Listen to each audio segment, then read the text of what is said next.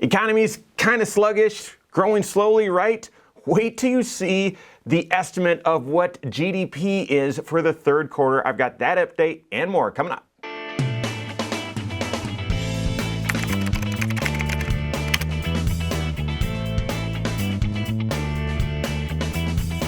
My name is Mike Bernard. I'm the host of the Wise Money Show. I'm also one of the certified financial planners right here at Korhorn Financial Group. Make sure you hit that subscribe button, turn on notifications, and smash that thumbs up button. If you were to ask me, I would say, I don't know, the economy's growing.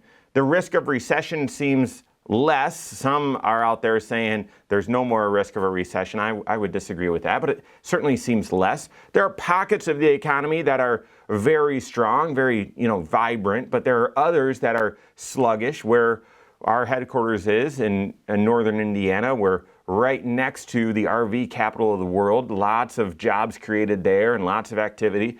And that area has been slow. Typically, that's a leading indicator of the overall economy. It's been slow for a while. And so, yes, there's hot areas and there's colder areas in the economy. And I would say, I don't know, we're all still grappling with inflation, and the consumer is we know, struggling with credit card debt. We've now got more people rolling their balance over each month than paying it off. That hasn't happened in a long time, and student loans are about to come on track. So you guys all know, like I would say the economy is okay, but it certainly isn't, just crushing it. Well, so what would GDP tell us? GDP is a measure of the overall economic activity, or a measure of the economy, and when it's expanding, that's a healthy thing. The economy is doing okay.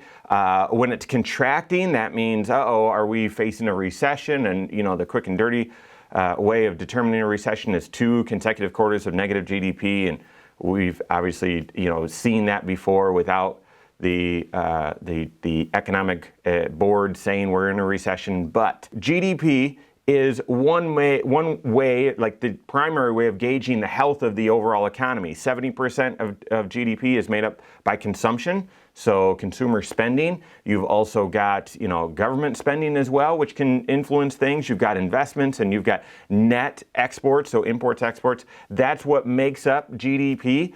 And you can see from this chart here, one of the challenges with our economy over the past 20 some years is that GDP hasn't been growing at a very fast rate.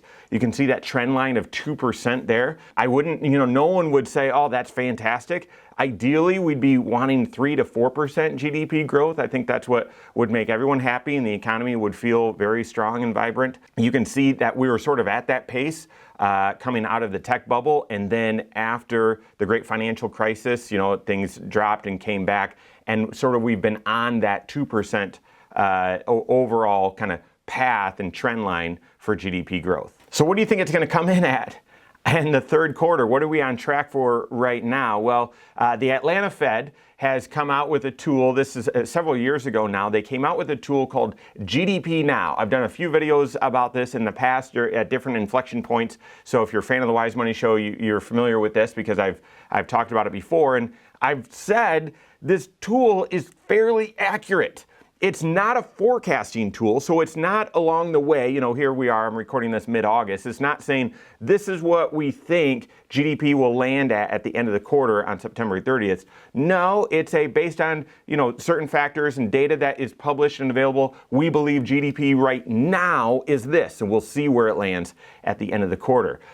But guys, this is, at the time I'm recording this, maybe by the time you see this, they may have already changed this, but guys, just last week, they moved it up to 5%, and then a day later, 5.8%. Almost 6% is what they're saying GDP is growing at right now. A 6% growth rate. That is incredible. I can't believe it. In fact, there's lots of folks out there, take a look at this headline here, that are saying, listen, it's not going to finish the quarter that way. This is sort of a result of the timing of when data is released. And so as more data gets released, that will pull that number down. And so interestingly enough, that article actually cites back to a time, the last time the GDPNow forecast was this far off from where the GDP actually landed for the end of the quarter. And it was also an August time period as well before a bunch of data came out as well. So I wouldn't, what are the takeaways here? I wouldn't go out and say, well, the Atlanta Fed, I mean, this GDPNow forecast or GDPNow estimate tends to be extremely accurate. And so, wow, we have explosive growth and therefore I should invest more aggressively or I should get more aggressive with my overall finances. No, number one, I would expect that the ultimate GDP at the end of this quarter is likely going to be lower than what this GDPNow forecast is. So I'd brace yourself for that. Most CEOs, most economists are expecting somewhere in the range of 3 to 4% even annualized for this quarter. So don't expect it to be at this high rate, to stay at this high rate. That's number one. Number two, don't expect, even if we have very strong GDP numbers, that's really going to drive the stock market higher. Okay, the stock market is a leading indicator of the economy. And so by the time we get and by the way, what's GDP? GDP is a lagging indicator of the economy. Why would I say that? And that's precisely why the Atlanta Fed created this GDPNow. By the time we get the GDP data, we get it about a month after the end of the quarter.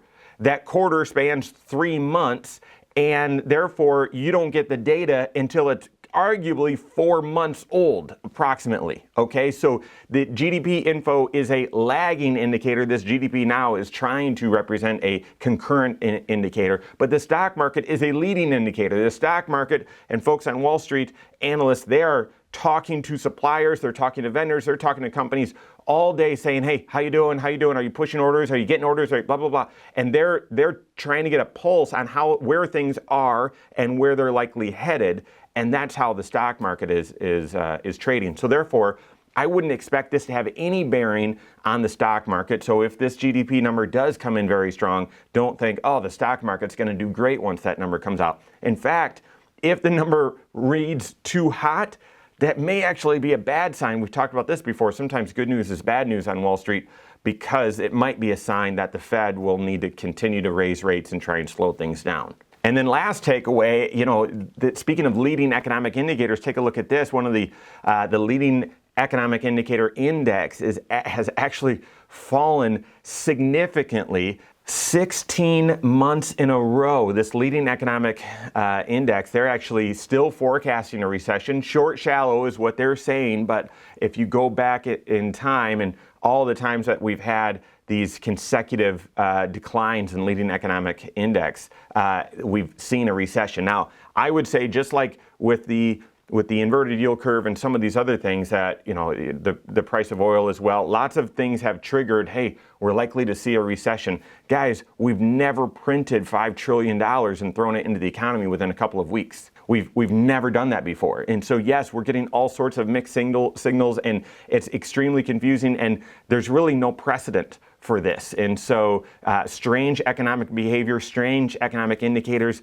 absolutely. So, it's very possible this leading economic index there could be wrong with that. So therefore, what should you do? I'm already telling you, don't get overly aggressive about the overall stock market and the future of the economy. I would stay disciplined. I would stay grounded. We are still on recession watch. Therefore, your present financial position, make sure you have a stable financial house and that your investment strategies are appropriate. They're diversified. You're using multiple investment strategies, and all of that is designed to take a certain level of risk that's consistent with the goals in your financial plan, the goals you're trying to achieve. So work with your certified financial planner on that. If you don't have a CFP on your team, contact one on my team. Find us online, Korhorn.com. That's Korhorn with K, wisemoneyshow.com. You can find us there as well, or send us an email, info@Korhorn.com.